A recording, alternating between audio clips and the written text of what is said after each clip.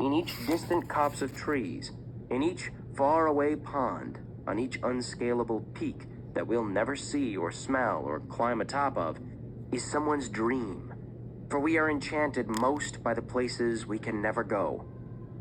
While the brooks may never provide us with resources for energy or grounds for settlement, so long as they remain wild, they'll forever serve humanity as a factory of dreams.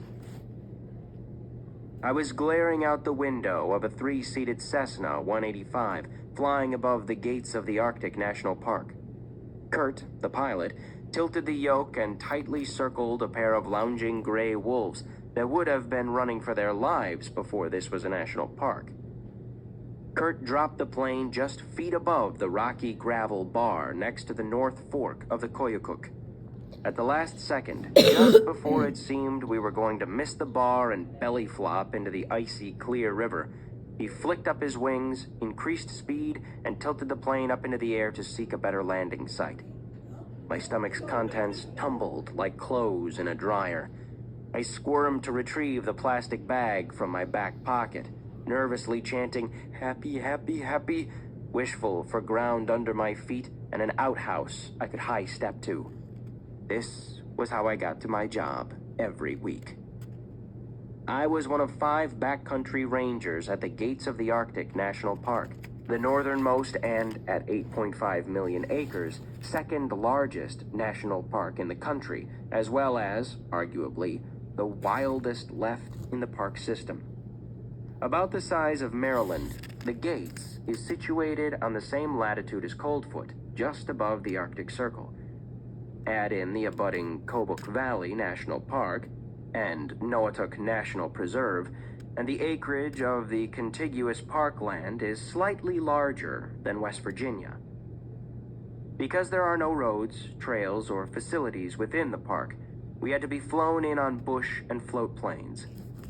Before the season started, we had 2 weeks of training: bear encounter training, bear spray training, shotgun training, canoe maneuvers training, and dunker training, the last of which required that we escape from a simulated cockpit overturned in a swimming pool. Our job duties were simple.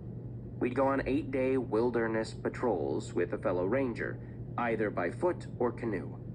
Basically, we were to follow a route determined by our supervisor, talk to visitors about leave-no-trace ethics, and educate them about bear safety, including ensuring they stored their food in bear-proof bear barrels, though it would be rare to come across more than one group on a given patrol, and clean up any trash or human impact that we might find. It was our job to be the eyes and ears for the law enforcement rangers, whom we'd call on a satellite phone if we ever happened upon poachers or people fishing illegally. To some, backcountry ranger may sound like a dream profession, and in most cases it was. But it bears mentioning that we did have to work in conditions that other Americans would deem inhumane at worst and masochistic at best. When shouldering a 60-pound pack, being acupunctured by the needles of 1,000 mosquitoes, stumbling over never-ending fields of tussocks, and always worrying about the possibility of getting run over by a moose or mauled by a bear, you sometimes think that such conditions might get you sympathy from Sherpas, pyramid slave laborers, and third-world textile workers. But for the most part, it was a job we were all grateful to have.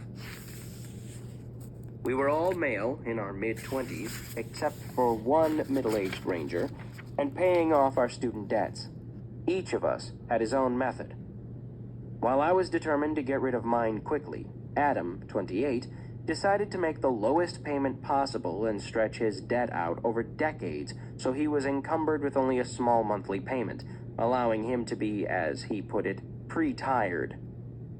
Dick, 23, had just graduated from the University of Alaska at Fairbanks with $70,000 in debt and decided that he'd take out another loan to buy a plane so he could land a better-paying job with the Park Service. Thomas, the volunteer, was still accumulating debt. At the beginning of the season, we rangers excitedly talked about the places we might get to see on patrol. Perhaps the ostentatious Mount Dunerak, a 7,457-foot spire thrusting itself up and over the nearby hills like a solitary hand raised in a classroom. Or the Aragech Peaks, a ring of jagged, thorny, pointy, sheer-walled granite cliffs whose bony fingers and vampire nails reached upward, clawing the sky. The Valley of the Precipices, Ula Pass, rivers and lakes pronounced with a click of the tongue and hushed respect.